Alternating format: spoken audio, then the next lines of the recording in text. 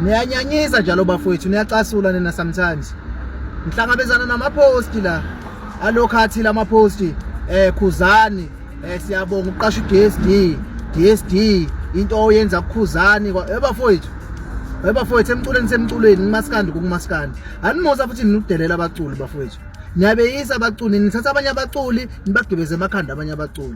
UKhuzani mawukuthi unomcimbi vele kufanele biza abantu azothanda ukubabiza. Hayi ukuthi nina nibakhumbuza ukuthi benzani kuKhuzani noma benzani kunoma yimuphi umculo.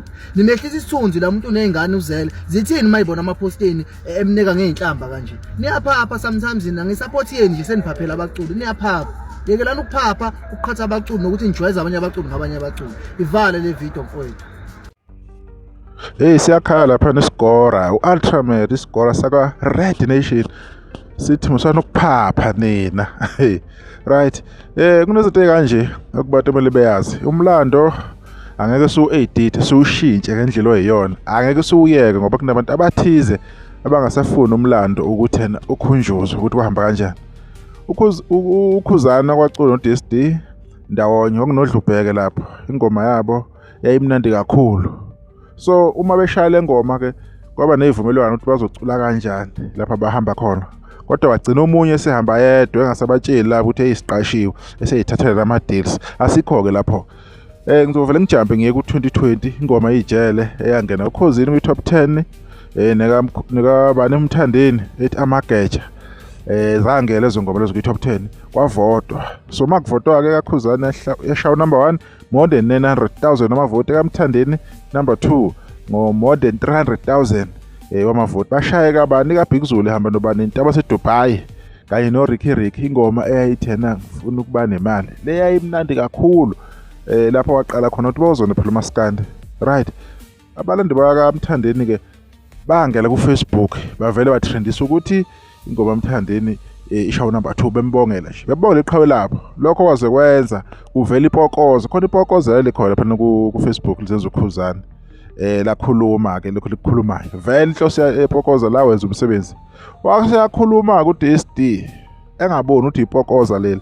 Wathi musukuba nomono ufuna yonke into ibe ngawe ngaso sonke isikhathi. Uyayizwa lonto leyo. Ungakhohle labantu banomlando lapha basuka khona. Kuneyinkinga ezike zaba khona before. Kwaba nepost lapho ekhuluma under umkhulekelo yena uDSD umkhulekelo wayebongela uDSD ngasamthing wathi siyabonga Mpungose ongenamona ezinye izinto ezifew lezo abantu abangayikhohliwe ezikhona online ezikhona ku Facebook uma usesha kahle nezinye ke ezenzeka lapha ezenzeka khona angikho ke lapho kunabantu ke kodwa abangekho happy abangajabulanga ngendlela i-treatment eyathola Khuzani from uDSD from abalandi baDSD kunabalandeli abangakaxoli kahle ngendlela okuyiyona banalo ilungelo lokuthi hawu uwe futhi lo usewolapha futhi wena ngoba yini impilo injalo singenza noma yini emhlabeni kodwa siyadingana elinye ilanga noma ungaba phezulu kanjani kusasa ungaba phansi ilokho kwenzela empilweni abalandi baveza lokho kuyilungelo labo ukuveza limizwa yabo ukuthi na bafile kanjani angeke ubaphuce lokho ukuthi ba wrong uma befile kanjalo kumele bekuveze so that bazodlula lapho lezo zinto lezo. Ningakhohlwa wonke umuntu oyagainst uKhuzani lapho ku Facebook nani imjabulela ngendlela esimangaliso nani imphakamisa lo mculi loyo nani enza sure ukuthi niyamtrendisa lo mculi lezi nimfake ama wrong ideas i-false hope engekho ukuthi yena useyinto enkulu engekho ibe ingekho leyo nto le inimfaka lo mculi loyo lo mqondo loyo baningi abaculi ababona ku right ukuthi uKhuzani di support enayinikwa yini ngale ngaphesheya.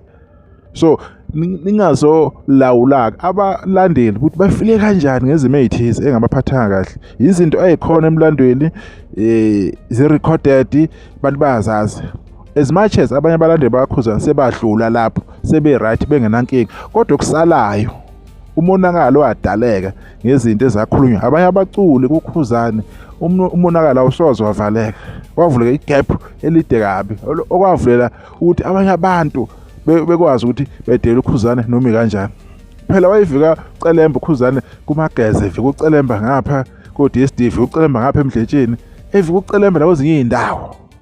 So imuphi umculi kaMaskandi owakwavika oCelemba abangaka abathathe iphila nabo esondelene nabo mase bengale omdumazi bayaphika namanje ukuthi yena baKhuzani waba nesandla bakuphika kabi lokho because uzobenza bebuke bengenye indlela.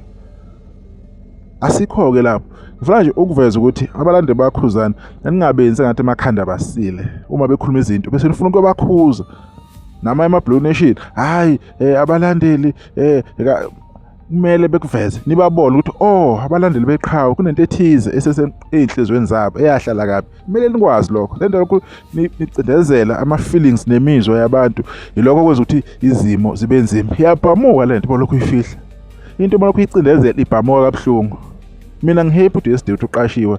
I'm very happy ukuthi uGodo madoda lusesekhona sayibambile. Lokho thola nzima uGodo lokho lagula. Kwabanzima nje impilo yakhe. Owangabonakala kuma-post. Ekuyinto ebuhlungu ukuthi umculo onomlando ongaka owayebambana noMtshengiseni ewina ama-awards ngey'khathi zoMtshengiseni wayenzima kakhulu lo muntu. Hayi akabanga nzima uMtshengiseni sangekho. Waqhubeka abalandeli inyoni ezimaqola.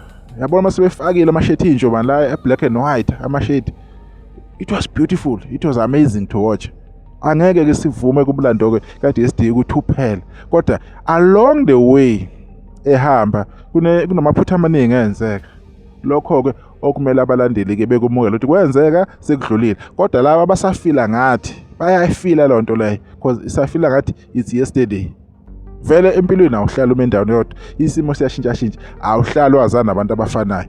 Uyashintsha uzophila nabantu abakanjani. Kodwa uKhuzani as a business person, as a business minded entrepreneur, uyezwa entrepreneur impilo yakhe iyashintsha iyaphezulu. Ilokho kumele sikuhloniphe ukuze amagalelo anawo ne-impact anayo emphakathini eSouth Africa wonkana kumaskandi jikelele. Ilokho kumele abantu bekuvuma ukuthi uKhuzani uzoba umqashi wabo complete kule minyaka ezayo. So kumele uKhuzani engalokho ebambe izinto amagqobu nani asebenzisana nabaculi abamthukile abaculi. Niyabazi abanye lapha lento zomaskandi. Angifuni ungena kakhulu lokho. Nambe ngithi nje halamoze once again. La sikhuluma nje indaba nje. Asidelele umuntu, asichwenze umuntu, kodwa nje siveza lokho abantu abangakwazi ngomlando kaKhuzani. Nisahle ngenza ukuthi ngiyabonga.